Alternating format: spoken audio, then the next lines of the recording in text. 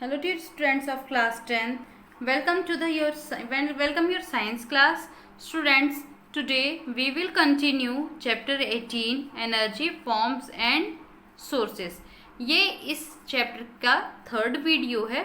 Already 2 video मैंने आप लोगों को सेंड कर दिया है. आप उसे ध्यान से देखिएगा और आज ये चैप्टर हम कंक्लूड करके फिर नेक्स्ट टाइम में नेक्स्ट चैप्टर स्टार्ट करेंगे. ठीक है.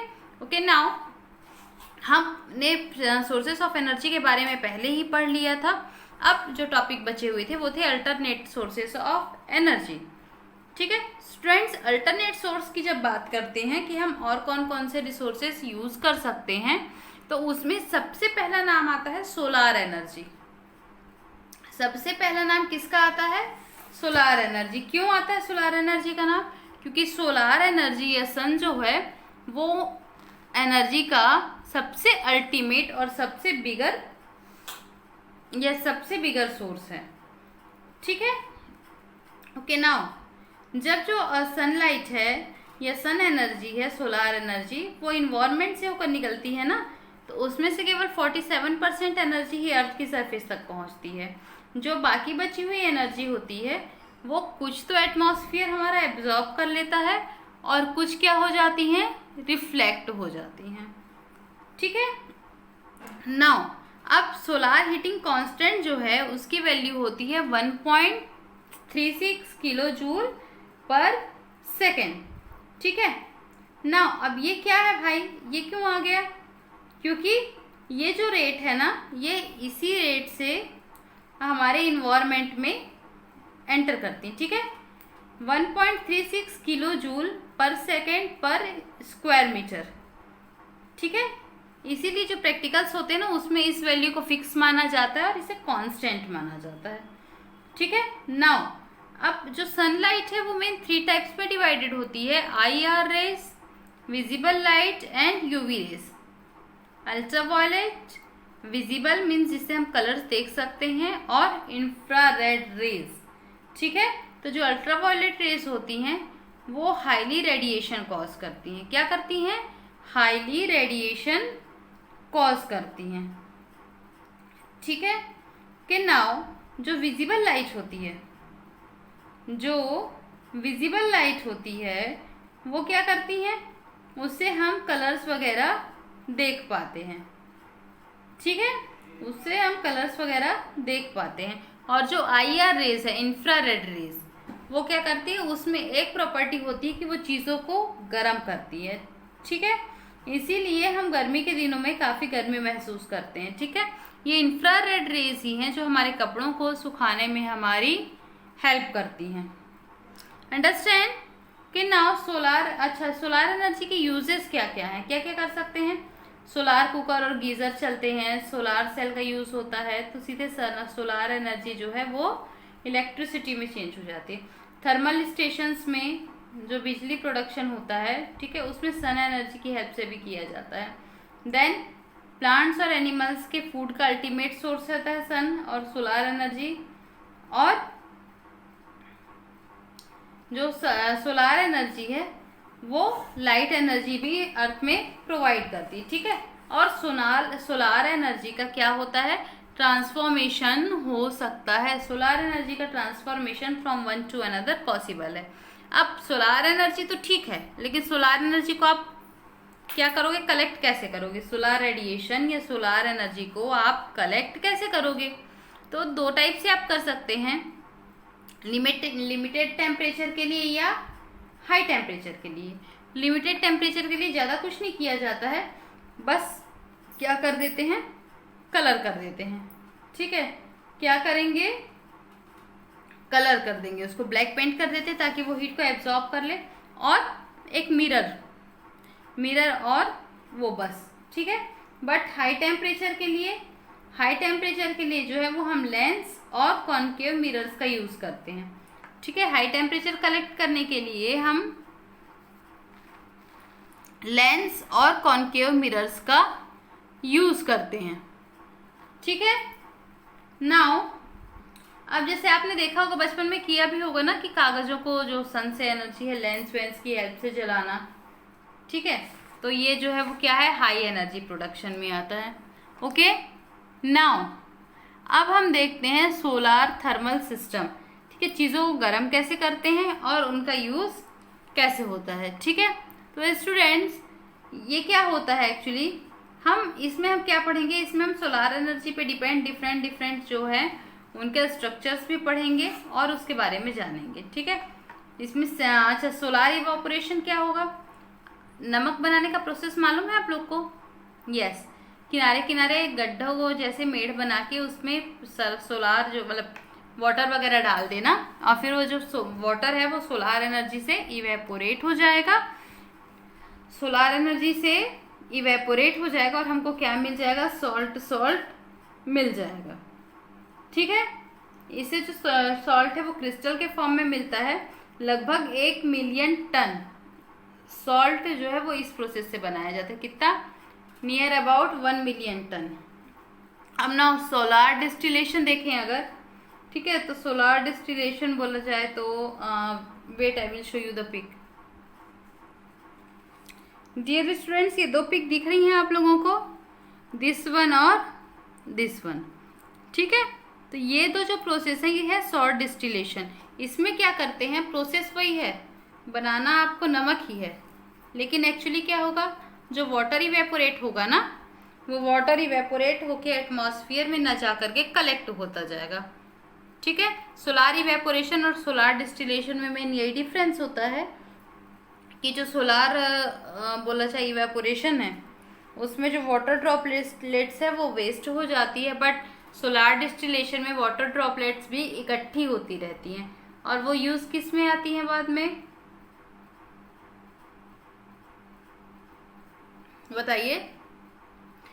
ये जो है डिस्टिल्ड वाटर अवेलेबल कराया जाता है इसमें से, क्योंकि ये डिस्टिलेशन प्रोसेस है ना, तो डिस्टिल्ड वाटर अवेलेबल कराया जाता है लैब में प्रैक्टिकल्स के लिए। आपके लैब में हैं ये सारी चीज़ें, डिस्टिल्ड वाटर वगैरह। ठीक है, ओके, वेट कीजिए फिर आगे पढ़ते हैं।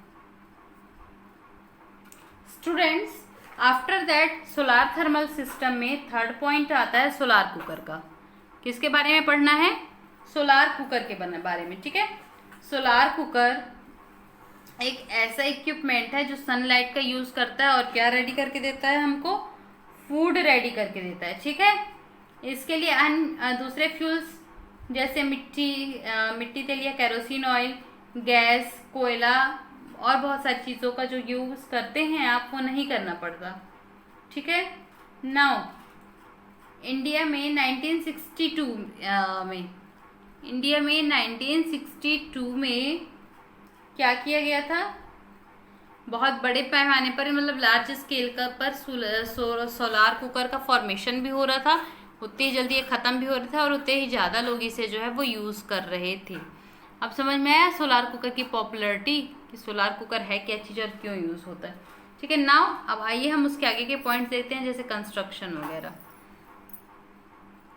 तो डियर स्टूडेंट्स, आप पूरा ध्यान जो है वो डायग्राम जो आपकी बुक पे दिख रहा होगा या आपके मोबाइल पे दिख रहा होगा उस पर ध्यान देंगे। ठीक है, कंस्ट्रक्शन कैसे रहता है, एक्चुअली सोलार कुकर जो है वो वुडन बॉक्स में एक सेमीकंडक्टर बॉक्स है। ठीक है, वुडन बॉक्स में एक बेड कंडक्टर बॉक्स है।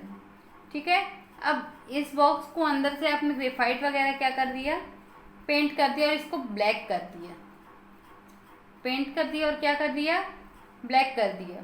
ठीक है, ओके, नाउ देन एल्यूमिनियम जो शीट है, ठीक है, उससे इसको पैक किया गया और उसके नीचे फिर कोई बेड कंडक्टर मटेरियल जैसे रुई हो गया या लकड़ी के बुरादे वगैरह हो गए, लकड़ी का चूरा, ये सारी चीज़ों को क्या करते हैं, भर देते हैं। ठीक है, नाउ क्यों, ताकि टेम्परेचर जो है वो बाहर नहीं निकल जाए। नाउ अब एज पर नीड बॉक्स को के अंदर 4 एल्यूमिनियम बॉक्सेस होते हैं, अच्छा इन बॉक्सेस को भी भला पेंट कर दिया जाता है ब्लैक, इन बॉक्सेस को भी ब्लैक पेंट कर दिया जाता है। ठीक है, कि नाउ अब क्या होगा, अब इसके ऊपर एक पतली सी शीट जो ये आप ग्लास वगैरह दिख रहा होगा उससे ढक दो। इसमें आपके में 2 बना हुआ है ना, तो बॉक्स बना हुआ है। ठीक है, ओके, नाउ बॉक्स को जो एक बहुत ही पतली और फाइन थिन प्लेट रहती है, ठीक है, उससे क्या करो स्टूडेंट्स, उसको एडजस्ट कर लो ऐसे कि जैसे उस पे ही सनलाइट सीधे सीधे पड़े। ठीक है। नाउ अब इनमें क्या है, सनलाइट पड़ रहा है और इनमें क्या है, इनमें जो है वो मतलब हीट करने का की प्रॉपर्टी है कि वो किसी भी मटेरियल को जो है वो गर्म कर देता है। ठीक है। ओके नाउ अब क्या होगा, अब ये जो सेटअप लगा है उसमें और तो कोई नहीं एंट्री कर पाएगा। ठीक है, बट गाय वगैरह एंट्री कर सकती हैं। ओके नाउ अब आपके बॉक्स के अंदर का टेम्परेचर जो है वो बढ़ता जाएगा। ठीक है, अब क्या होगा, अब गर्म हो गया तो बॉक्स का जो अंदर मतलब इनसाइड है, ठीक है, उसकी जो दीवारें हैं जो आपने ब्लैक पेंट की थी, याद आया, हाँ उसकी भी दीवारें आपने ब्लैक पेंट की थी, तो क्या करती है, वो अंदर तो चली गई है रेस, लेकिन बाहर नहीं आ पाएंगी, तो वो अंदर अंदर बार बार और बार बार क्या होते रहेगा, मल्टीप्लिकेशन होते रहेगा। ठीक है ना। अब कांच में एक्चुअली हम जो ऊपर में कांच लगाया है ना, क्यों लगाया है, क्योंकि इसमें एक अच्छी प्रॉपर्टी होती है कि वो लो वेवलेंथ की जो इंफ्रारेड रेस है उसको तो जाने देगा, लेकिन उसकी जो हीट है उसको बाहर नहीं निकलने देता। ठीक है, जिसमें बॉक्स के अंदर जो है वो एनर्जी जैसे ही आई वैसे ही होता है कि हाँ जाओ। अब देखेंगे हम वर्किंग प्रिंसिपल, ये देखते जाएंगे अब तो आपको समझ में आएगा। ठीक है। नाउ अनरैप्ड फूड मटेरियल को एल्यूमिनियम के बॉक्स में रखा आपने और कांच की एक पतली सी लेयर से क्या किया, ढक दिया। ठीक है। ओके नाउ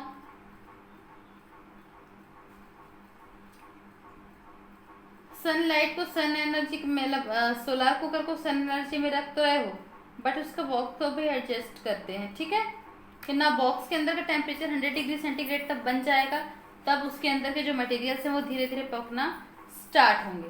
ठीक है, अब जो हमने कांच की एक थीन प्लेट जो डाली है चादर, ठीक है, वो क्या करेगी, वो टेम्परेचर को बाहर नहीं निकलने देगी, और इसके ऐसे ऐसे करके बहुत सारे जो फैक्टर्स हैं उनको आप इंक्लूड करके अगर देखोगे तो इसके अंदर का टेम्परेचर बहुत बढ़ जाता है, लगभग 140 तक चला जाता है। अब इसके क्या क्या एडवांटेजेस हैं सोलार कुकर के, कोई गैस वैस नहीं निकलती, धुआं नहीं निकलता। ठीक है, जिससे क्या होता है, पॉल्यूशन नहीं होता, खाना धीरे धीरे पकता है। ठीक है, और जो फूड मटेरियल में प्रेजेंट है ना, ठीक है, वो क्या होगा, वो डिकम्पोज नहीं होगा। और सोलार कुकर में डिफरेंट डिफरेंट टाइप के एक्सीडेंट्स, जैसे करंट लगना, सिलेंडर फटना, आग लगना, ये ऐसी नहीं होती। आज इजीली उपयोग है और पैसों की बचत होती है। अब लिमिटेशन क्या क्या है, इसको रात के समय इसका यूज़ नहीं कर सकते हो, देन बारिश के समय में यदि आसमान में जो है स्टार्स ना हो तो इसका यूज़ नहीं कर सकते हो, रोटी बनाने में भी नहीं किया जाएगा, देन चलना नहीं जाएगा, बार बार क्या करना पड़ेगा, उसे एडजस्ट करना पड़ेगा ताकि सनलाइट जो है वो ज़्यादा से ज़्यादा इस पे पड़े। ठीक है, अब स्टूडेंट्स डिफरेंस है कुछ। डियर स्टूडेंट्स, देन मतलब बहुत सारी जो है वो कमियां भी हैं आपके सोलार कुकर पे, लिमिटेशंस भी हैं। ठीक है, जैसे जैसे आपको मैंने अभी बताया फिलहाल में कि रात में इसका यूज़ नहीं कर सकते हैं, बरसात के दिनों में प्रॉब्लम होती है, रोटी नहीं बना सकते हैं, तल नहीं सकते हैं, और बार बार लाइट के डायरेक्शन में या सन जैसे जैसे घूमते जाएगा आपको सोलार कुकर को एडजस्ट करना पड़ता है। ठीक है, अब डिफरेंस भी आता है प्लेन मिरर वाले सोलार कुकर में और स्फेरिकल मिरर वाले सोलार कुकर में। ठीक है ना। अब हमारा नेक्स्ट टॉपिक क्या हो जाएगा, हमारा नेक्स्ट टॉपिक हो जाता है सोलार गीजर या also known as the solar heater. ठीक है, तो अब स्टूडेंट्स ये 2 या 3 टाइप का होता है। ठीक है, जैसे डोमेस्टिक वाला भी हो सकता है और इंडस्ट्रियल भी हो सकता है या होटल्स वाला भी हो सकता है। ठीक है, अब इसमें एक टंकी ठंडा पानी को इकट्ठा करते हैं और क्या रहता है, एक गर्म पानी का कलेक्टर रहता है और एक सोलार एनर्जी कलेक्टर रहता है। ठीक है, नाउ अब क्या करते हैं, ये जो इसकी जो स्ट्रक्चर होगा बोलना चाहिए, कॉपर की एक पाइप होती है, उसमें ब्लैक पेंट होता है। ठीक है, और ग्रेफाइट वगैरह लगे रहता है ताकि वो हीट को अच्छे से एब्जॉर्ब कर लेता है। ठीक है, अब सोलार विकिरण जो होता है या सोलार रेडिएशन ये ब्लैक सरफेस पे बहुत अच्छे से एब्जॉर्ब हो जाता है। यही थीम यूज़ की जाती है हर सोलार हीटिंग डिवाइस है सोलार थर्मल सिस्टम पे, कि जो सोलार एनर्जी होती है, ठीक है, वो क्या होती है, वो ग्रेफाइट पे या फिर ब्लैक कलर पे बहुत ज़्यादा ही एब्जॉर्ब होती है। ओके नाउ, अब गर्म पानी जो है वो ठंडा पानी से क्या होते जाता है, हल्का होते जाता है। तो गर्म पानी ऑटोमेटिक ऊपर उठते जाएगा और उसकी जगह पे ठंडा पानी। ये कौन सा प्रोसेस होता है students? Yes, this process is known as the convection process. ठीक है, कि now next topic is solar furnace. ठीक है, अब ये सोलार फर्नेस में क्या होता है भाई, न्यू नेम है ना, आपने भी नहीं सुना होगा। ठीक है, तो आइए देखते हैं सोलार फर्नेस एक्चुअली में होता क्या है। एक्चुअली सोलार फर्नेस वो उस टाइप का फर्नेस है जिसमें क्या करता है, किया जाता है, सन एनर्जी को स्टोर करके क्या किया जाता है, बहुत ज़्यादा हाई टेम्परेचर जनरेट किया जाता है। स्टूडेंट्स, दुनिया का सबसे बड़ा सोलार जो फर्नेस है वो फ्रांस के ऑडिलो या मॉइंट ट्वीस में है। ठीक है, कि नाउ अभी मैंने आपको सोलार वाटर हीटर पढ़ाया। ठीक है, मैं उसका डायग्राम दिखाती हूँ आपको। ये स्टूडेंट्स इस तरीके से होता है आपका सोलार वाटर हीटर। ठीक है, इसमें यहाँ से ठंडा पानी गया ऊपर, ये कॉपर के पाइप्स हैं, पूरे ब्लैक पेंटेड हैं, गर्म होते जाएंगे, गर्म पानी जो है वो ऊपर जाता जाएगा और ठंडा पानी फिर इधर से गर्म होके ऊपर उठता जाएगा। बाकी जो गर्म पानी है आप उसको इधर से टैप वाटर से निकाल सकते हो। ठीक है, dear students, you can see the diagram, that is solar thermal electricity generator. Solar thermal electricity generator. Students, sun energy को कलेक्ट किया जाता है पावर स्टेशन में। पावर स्टेशन से हाई अमाउंट में जो हीट है वो रिलीज होती है। ठीक है, भाप बनता है पानी, क्योंकि एनर्जी बहुत ज़्यादा कंट्रोल, इसे फर्नेस की हेल्प से भी, सोलार फर्नेस की हेल्प से भी चलाया जा सकता है। टरबाइन से जनरेटर घूमेगा। ठीक है, अब क्या होगा, अब जो ठंडा पानी है वो गर्म पानी में चेंज होते जाएगा। जितना ज़्यादा भाप बनेगा उतनी ही ज़्यादा इलेक्ट्रिसिटी जनरेट होगी। That is the solar thermal electricity production. Next topic is solar cell. Let's see that.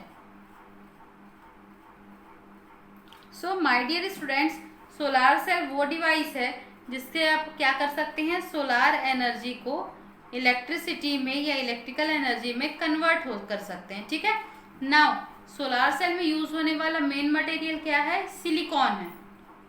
क्या है, silicon. Actually first solar cell जो था वो 1954 में कमर्शियल यूज में लिया गया था। ठीक है ना, अब यदि इसके स्ट्रक्चर की बात करें तो जो इसका अपर पार्ट होता है, ठीक है, रुको मैं आपको डायग्राम दिखाती हूँ। डियर स्टूडेंट्स, आप इस डायग्राम को देखते जाएंगे और जो भी डिस्क्रिप्शन में बता रही हूँ उसे सुनेंगे, फिर मैं और आपको डायग्राम्स दिखाऊंगी ना। इसका जो सबसे अपर पार्ट होता है वो लाइट के लिए बहुत ज़्यादा सेंसिटिव मटेरियल्स जैसे सिलिकॉन, सेलेनियम या कैडमियम सल्फाइड या कॉपर सल्फाइड के बने होंगे। ठीक है, ये लिखा है ना, लाइट सेंसिटिव, प्रकाश संवेदनशील।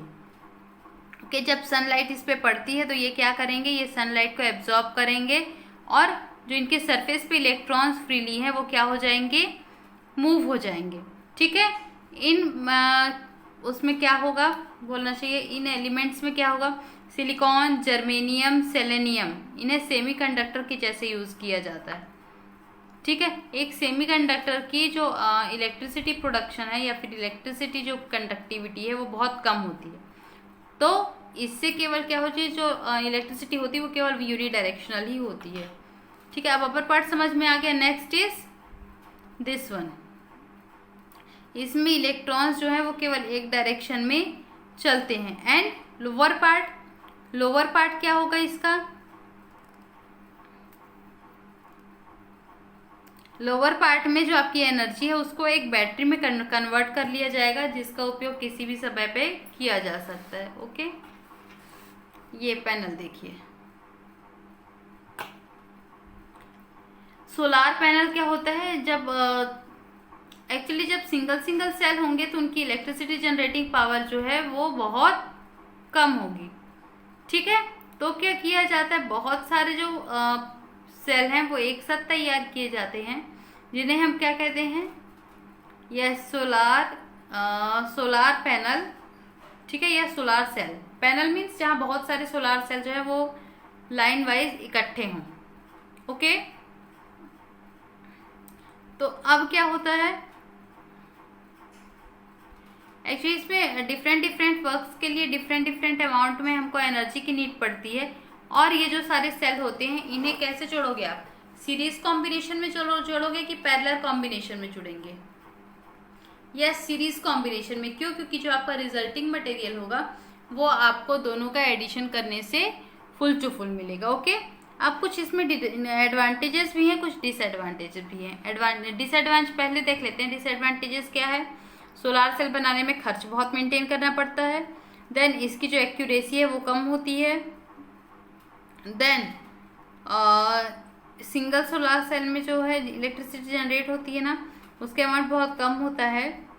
और सोलार सेल का यूजेस जो विलेजेस है वहाँ ज़्यादा इम्पोर्टेंट है। कहाँ, क्यों?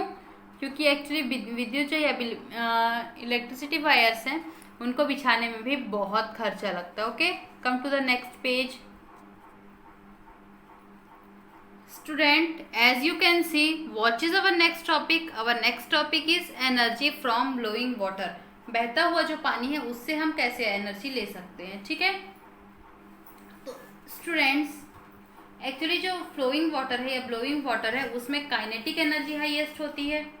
ठीक है, और इसमें से जो बोलना चाहिए काइनेटिक एनर्जी है, ठीक है, उससे मैकेनिकल वर्क कर सकते हैं। जैसे आपने तो देखा ही होगा ना कि पत्ती, कागज का टुकड़ा, कंकड़, ये सब सारी जो चीजें हैं वो नदी में बह जाती हैं। कि नाव लकड़ी के बड़े बड़े टुकड़े एक जगह से दूसरी जगह पर ले जाते हैं। ठीक है, नाव जल का पहिया मतलब वाटर में चलने वाली व्हील जो होती है इसका भी यूज कर चुके हैं। ठीक है, अब इस तरीके से जो है वो फ्लोइंग वाटर या ब्लोइंग वाटर जो है उसको हम चेंज कर सकते हैं। अब यूज क्या क्या हो सकता है, चक्की पत्थर वगैरह को चलाने में किया जाता है, जैसे अनाज पीसना चाहें। ठीक है, नाउ ब्लोइंग वाटर से कोल खदान से पानी निकालने में भी यूज होता है। ओके, देन खनिज और कोयला ऊपर निकालने में भी यूज कर सकते हो। नेक्स्ट वन इज जो स्मॉल स्केल होता है, ठीक है, वहाँ ये ब्लोइंग वाटर का यूज सूत काटने की मशीन वगैरह चलाने, चाकू कैंची वगैरह को धार करने में किया जाता है। और ब्लोइंग वाटर को जो बारिश का समय आता है तो उसको डैम बनाते हैं और डैम के थ्रू टरबाइन और जनरेटर की हेल्प से जो आपका ब्लोइंग वाटर है उसकी एनर्जी को हम इलेक्ट्रिसिटी में कन्वर्ट कर देते हैं। ठीक है, अब एडवांटेजेस क्या क्या हैं? एडवांटेजेस ये है, सबसे पहला कि ये नेचुरल है इसलिए फ्री ऑफ कॉस्ट है। और आप इसका यूज यदि करेंगे तो ये क्या होगा, पॉल्यूशन नहीं फैलेगा। ठीक है, बट आपको तो पता ही है कि बहता हुआ जल या ब्लोइंग वाटर जो होता है वो सभी जगह पर अवेलेबल नहीं होता है। ओके, और इससे बहती हुई जो एनर्जी है उसका यूज आप तब कर सकते हैं जब पानी पर्याप्त मात्रा में हो, जिससे जो आपका टरबाइन है वो बहुत अच्छे से घूम सके। ठीक है students, our next topic is energy from सी।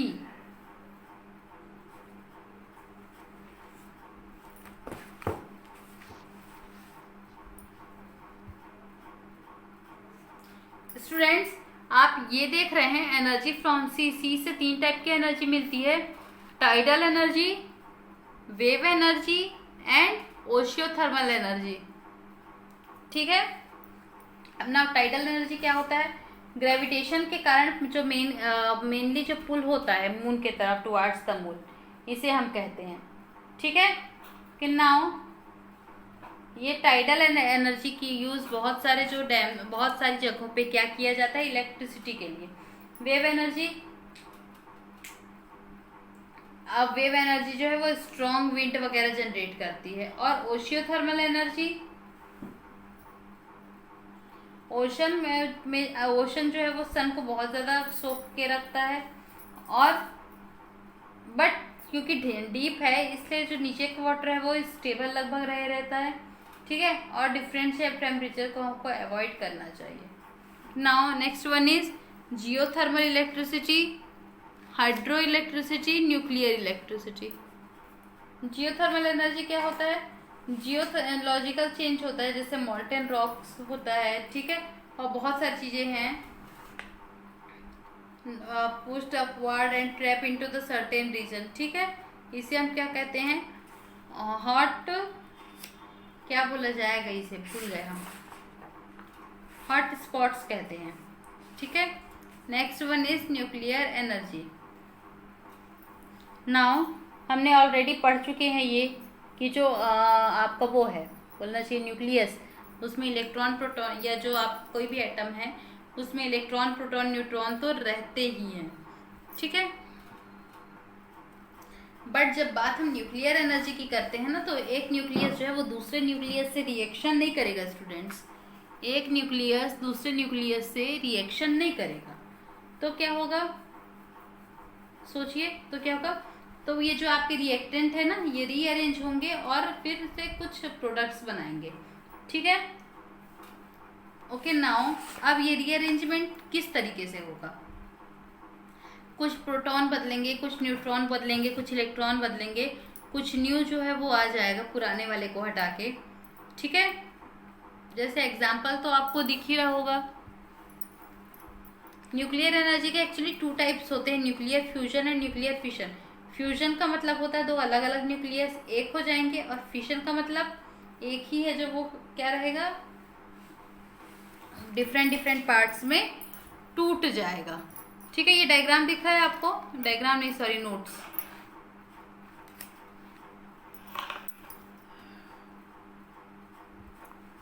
अब हम पहले पढ़ेंगे डियर स्टूडेंट्स न्यूक्लियर फिशन के बारे में। फिशन मतलब एक हैवी न्यूक्लियस का डिफरेंट पार्ट्स में टूट जाना।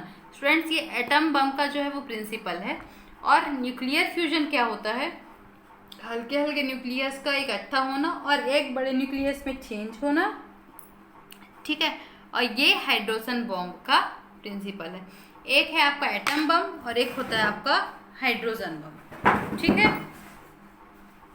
अब आप ये देखिए, यूरेनियम जो है उस पर आप एक स्लोली मूविंग इलेक्ट्रॉन भेज रहे हो उसके पास में, ठीक है। तो ये रिएक्शन हो रही है, बेरिलियम बन रहा है, क्रिप्टॉन बन रहा है, 3 न्यू न्यूट्रॉन्स बन रहे हैं और high amount of energy release हो रही है। फिर ये 3 होंगे, ठीक है। फिर ये 3 इलेक्ट्रॉन न्यूट्रॉन जब जाके दूसरे यूरेनियम में टकराएंगे, ठीक है, तो क्या होगा? तो फिर से पूरी प्रोसेस एकदम दोबारा करनी पड़ेगी, ठीक है। सेम वैसे न्यूक्लियर फ्यूजन में है, दिख रहा होगा आपको, ठीक है ना। अब चलिए हम आगे इसका डिटेल देखते हैं।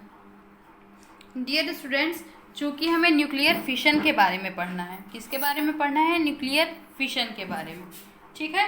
तो अब ये 2 टाइप से हो सकता है डियर स्टूडेंट्स, या तो ये अनकंट्रोल होगा या तो ये क्या होगा? कंट्रोल।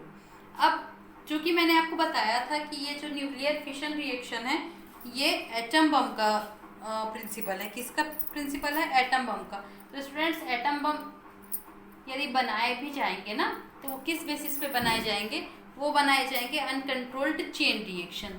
आपके मन में ये क्वेश्चन आ रहा होगा कि मैम कंट्रोल चेन रिएक्शन और अनकंट्रोल चेन रिएक्शन एक्चुअली में क्या चीज़ें हैं? तो डियर स्टूडेंट्स, ये जो अनकंट्रोल्ड चेन रिएक्शन है, जैसा कि सपोज आप डायग्राम पे देख रहे होंगे, ठीक है, एक न्यूट्रॉन आया, इसकी हेल्प से 1 2 3 बने। अब ये 3 से फिर 3 3 3 9, अब हर एक से इसी तरीके से बढ़ते जाएंगे। तो यहाँ पर ये क्या होगा? ये हाई अमाउंट, बहुत ज़्यादा अमाउंट में जो हीट है वो लिबरेट करने लग जाएगा, ठीक है। और जब हीट एक्सटेंसिव अमाउंट में हो जाएगी तब क्या होगा? वहाँ पर ब्लास्ट हो जाएगा, ठीक है। बट कंट्रोल्ड चेन रिएक्शन कैसी होगी? यदि मान लीजिए जैसे ये 3 सपोज 1 2 3 न्यूट्रॉन निकले, मैं ये 2 न्यूट्रॉन को एब्जॉर्ब कर लूँ, मेरा 1 न्यूट्रॉन बचा। अब इससे 1 2 3 निकले, फिर से मैं एक एब्जॉर्ब कर लूँ, फिर एक बचेगा, फिर उससे 3 निकलेंगे। तो इस तरीके से मैं क्या कर सकती हूँ? इसको केवल एक ही यूरेनियम का, क्योंकि विखंडन करने के लिए अवेलेबल होगा, तो इसे हम कहते हैं कंट्रोल चेन रिएक्शन, ठीक है। कंट्रोल चेन रिएक्शन का यूज़ आप यूजफुल वर्क्स में कर सकते हैं, ठीक है, इतनी आई बात समझ में? ओके। और बहुत सारी बातें हैं स्टूडेंट्स, ठीक है। नाउ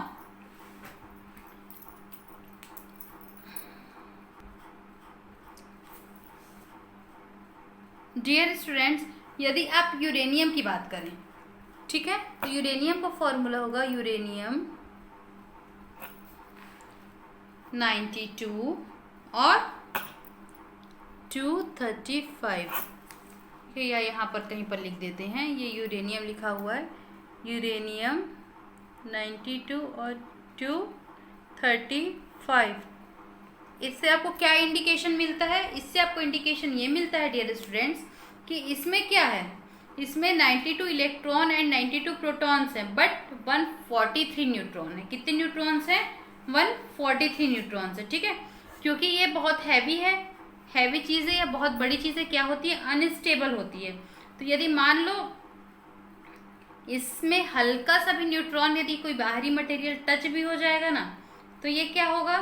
तो ये तुरंत जो है वो टूट जाएगा। इससे क्या क्या बनेगा? इससे बनेगा बेरिलियम और क्रिप्टॉन, ठीक है, आपको दिख रहा है Ba और Kr, ये चीज़ें बनी Ba और Kr। पिछले जो पीछे आपने रिएक्शन देखा है उसमें एटॉमिक नंबर वगैरह लिखा हुआ है, ठीक है। अब ये जो है वो क्या करेंगे, ये जो है ये भी हैवी हैं, बट ये कुछ इंफ्रारेड रेज को जो है वो रिलीज कर देंगे और खुद हल्के होके स्टेबल हो जाएंगे ना। अब 3 न्यूट्रॉन निकला, ये 3 न्यूट्रॉन फिर से यूरेनियम का करेंगे, डिस्ट्रीब्यूशन करेंगे, फिर जनरेट होगा, मतलब ऐसे बढ़ते जाएगा। जैसे जैसे न्यूट्रॉन की संख्या बढ़ेगी वैसे वैसे नाभिकीय जो मतलब ये जो है न्यूक्लियर फिशन, उसका रेट भी बढ़ते जाएगा, एनर्जी रिलीज होने का रेट बढ़ेगा और उसके बाद एटम बम बनेगा, ठीक है। नाउ अब इसमें से क्या होता है, इसमें से जो लो बोलना चाहिए वेवलेंथ की गामा रेज भी जनरेट होती है, बहुत ज़्यादा अमाउंट में हीट एंड लाइट फ्रीली होती है, ठीक है। अब यूरेनियम 235 का ही क्यों किया जाता है, ठीक है, जो हम वो करते हैं यूरेनियम मेन मटेरियल लेते हैं वो यूरेनियम 235 ही क्यों है, ठीक है। क्योंकि यूरेनियम 235 जो होता है वो क्या करता है, एक स्लोली मूविंग न्यूट्रॉन को गेन कर लेता है, ठीक है, और इसी से ही न्यूट्रॉन और न्यूक्लियस के बीच में जो है वो रिएक्शन स्टार्ट हो जाती है, ओके। तो इसीलिए इसका यूज़ किया जाता है। एक्चुअली ये अवेलेबल भी बहुत अच्छे अमाउंट में है। नाउ अब हम पढ़ते हैं न्यूक्लियर रिएक्टर के बारे में। किसके बारे में? न्यूक्लियर रिएक्टर के बारे में, जहाँ पर ये जो रिएक्शन है ये बहुत अच्छे से कंप्लीट कराई जाती है, ठीक है। आइए देखें डियर स्टूडेंट्स, न्यूक्लियर रिएक्टर में ये जो 6 पार्ट्स दिए हैं वो पार्ट्स होते हैं। उसके बाद मैं आपको उसका स्ट्रक्चर दिखा के ये सारे पार्ट्स का फंक्शन समझाती हूँ। न्यूक्लियर फ्यूल या nuclear fuel, moderator, coolant, water for vapour product, मतलब भाप बनने के लिए पानी चाहिए, कंट्रोलिंग रॉड चाहिए और टरबाइन एंड जनरेटर चाहिए, ठीक है। नाउ अब मैं डायग्राम दिखाती हूँ और उसके अकॉर्डिंग फिर अपन बात करते हैं। डियर स्टूडेंट्स, इसमें सबसे पहला टॉपिक है आपका न्यूक्लियर फ्यूल। आपको मालूम है न्यूक्लियर फ्यूल क्या यूज़ करते हैं? यस, यूरेनियम 235, ठीक है। ओके, नाउ अब next one is second point, moderator. Moderator क्या होता है? मॉडरेटर में हैवी वाटर का यूज़ किया जाता है या ग्रेफाइट पाउडर का यूज़ किया जाता है। इससे क्या होता है, इससे जितने तेज़ी से आपके न्यूट्रॉन्स निकल रहे हैं ना, उनकी जो स्पीड है वो थोड़ी क्या हो जाती है, स्लो हो जाती है, ठीक है। Dear students, next one is coolant. अच्छा, मॉडरेटर के रूप में ग्रेफाइट पाउडर या ड्यूटेरियम ऑक्साइड, हैवी वाटर कहा जाता है उसे। हाइड्रोजन का एक जो आइसोटोप होता है वो बहुत हैवी होता है, ड्यूटेरियम, ठीक है। तो उससे जो वाटर बनता है उसका यूज़ किया जाता है। ये वाटर गुजरात के किसी डैम में बनता है, ठीक है। नेक्स्ट वन इज कूलेंट, ठीक है। कूलेंट का यूज़ क्यों किया जाएगा? कूलेंट नाम से पता चलता है कूल करने के लिए, ठीक है। इससे जो हीट है वो बहुत ज़्यादा जनरेट होती है, ठीक है, तो इसका यूज़ क्या करते हैं, पानी का यूज। ठीक है, नाउ अब लिक्विड कार्बन डाइऑक्साइड वगैरह यूज़ किए जा सकते हैं, बट हम क्योंकि सिंपल वाटर इसलिए यूज़ करते हैं क्योंकि जो वो गर्म जब होती है, भाप बनता है, तो उसकी हेल्प से हम इलेक्ट्रिसिटी जनरेट करते हैं। ठीक है, इसलिए हम कूलेंट के फॉर्म में वाटर का यूज़ करते हैं। नाउ कंट्रोलिंग रॉड दिख रहा होगा कहीं पे, नियंत्रक छड़ें। ठीक है, इसमें कैडमियम यूज़ होता है। ये कैडमियम या बोरॉन, ये क्या करते हैं, ये इनका काम ये है कि जहाँ पर 2-3 न्यूट्रॉन्स रिलीज हो रहे हैं, तो वो एक्स्ट्रा न्यूट्रॉन्स को क्या करते हैं, एब्जॉर्ब कर लेते हैं। ठीक है, then water for vapour product, ये आपने कूलेंट में यूज कर लिया। टरबाइन एंड जनरेटर, जो हीट जनरेट हो रहा है, ठीक है, ये देखिए, ये वाटर जो हीट जनरेट हो रहा है आपका ना, तो वो क्या बनाएगा, वो वेपर बनाएगा, और उस वेपर की हेल्प से जब टरबाइन घूमेगा तो आपको क्या प्रोडक्शन मिलेगा, electricity production. But dear students, nuclear energy जितनी आपको इजीली अवेलेबल दिखती है, ठीक है, उतनी इजीली अवेलेबल है नहीं। इन्हें एक्चुअली बहुत मुश्किल से हैंडल किया जाता है। ठीक है, क्यों? क्योंकि हम जानते हैं कि जो फॉसिल फ्यूल्स होते हैं, ठीक है, इससे बहुत सारे हानिकारक जो मतलब पॉल्यूटेंट्स निकलते हैं, जैसे कार्बन डाइऑक्साइड, कार्बन मोनोऑक्साइड, फिर आधे जले हुए carbon, sulphur oxide, hydrogen oxide आदि बहुत सारी चीज़ें निकलती हैं। बट न्यूक्लियर रिएक्टर से जो निकलेगा मटेरियल ना, वो ये सारे वेस्ट मटेरियल्स के फॉर्म में नहीं होता, ये वो रेडिएशन के फॉर्म में होता है, रेडियो एक्टिव होता है, इसलिए वो बहुत ज़्यादा नुकसान करता है। ठीक है, रेडियो एक्टिव मटेरियल से 3 टाइप की जो रेस है वो निकलती हैं, अल्फा, बीटा एंड गामा। इनकी एनर्जी बहुत ज़्यादा होती है और ये ह्यूमन बॉडी के अंदर तक जाके बहुत सारी सेल्स को ख़त्म कर देती हैं। ठीक है, तो क्या क्या हेल्थ प्रॉब्लम्स हैं स्टूडेंट्स? जीन्स और क्रोमोसोम जो है वो इफेक्ट हो जाते हैं, कैंसर पैदा होता है, और ल्यूकेमिया और सेल लॉस, ये सारी चीज़ें होती हैं। ठीक है, ओके, नाउ अब हम क्या पढ़ रहे थे?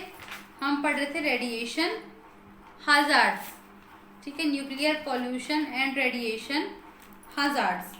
तो स्टूडेंट्स, जब लीकेज हो जाता है ना, न्यूक्लियर जो है या बोलना चाहिए, ये रेडिएशंस वगैरह का लीकेज हो जाता है, या न्यूक्लियर रिएक्टर में ही लीकेज यदि जनरेट हो जाए, उससे क्या होगा?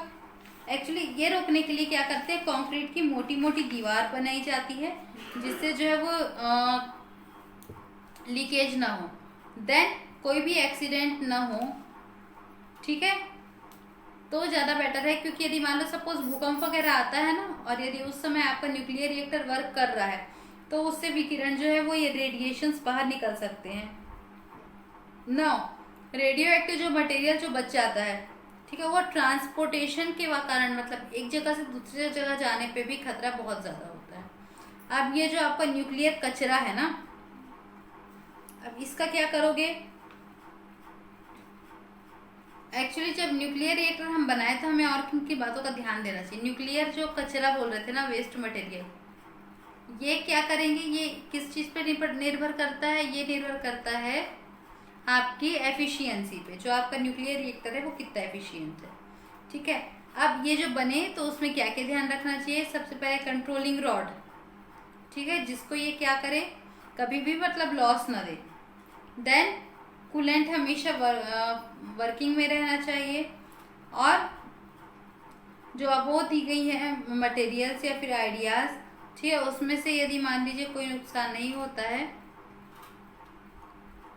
तो क्या होना चाहिए, तो आप इसको कंटिन्यू यूज़ कर सकते हैं। ठीक है, अब नाउ जैसे आपने हिरोशिमा और नागासाकी सुना होगा, ठीक है,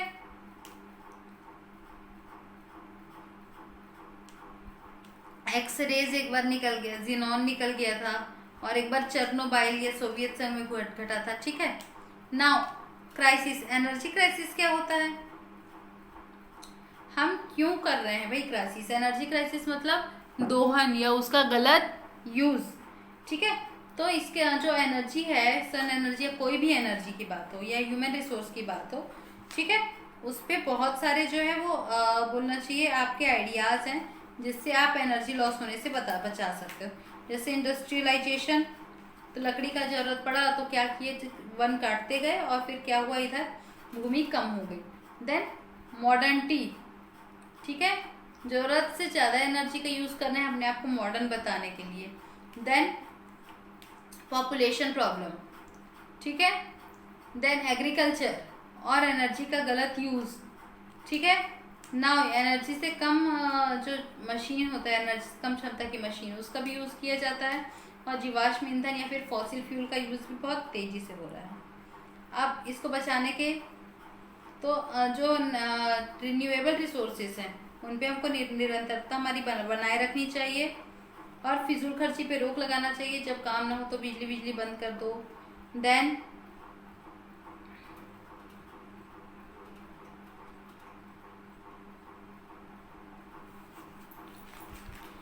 हम पढ़ते हैं क्रेडा। क्रेडा क्या होता है, CREDA। स्टूडेंट्स, इसका आपको फुल फॉर्म पढ़ना पड़ेगा कि क्रेडा क्या होता है, ठीक है। CREDA is Chhattisgarh state renewable energy development agency. Chhattisgarh state renewable energy development agency, that is CREDA. Chhattisgarh state renewable energy development agency, ठीक है। अब ये क्या क्या किस डायरेक्शन में काम करती थी, ये काम करेगी एनर्जी कंजर्वेशन के लिए, ठीक है। देन नॉन कन्वेक्शनल सोर्स पे एनर्जी बढ़ाने के लिए और इन्वायरमेंट फ्रेंडली, ठीक है। तो हमको एनर्जी का यूज़ कैसे करना चाहिए, नॉन कन्वेक्शनल रिसोर्स के लिए इनकरेज करना चाहिए, प्रेशर कुकर का यूज़ करना चाहिए।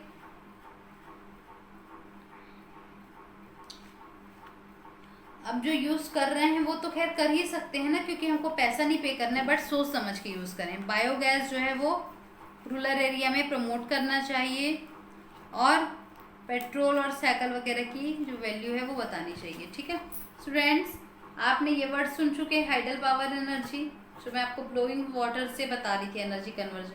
Then wave energy, ocean thermal, geothermal, biogas, nuclear energy, nuclear fission, chain reaction, hydrogen bomb, fossil fuel और क्रेडा। स्टूडेंट्स, ये सारे टॉपिक्स आपके हो चुके हैं। ये चैप्टर यहीं पर फिनिश होता है। नेक्स्ट वीडियो पे हम आएंगे हमारे नेक्स्ट चैप्टर के साथ, ठीक है। Thank you.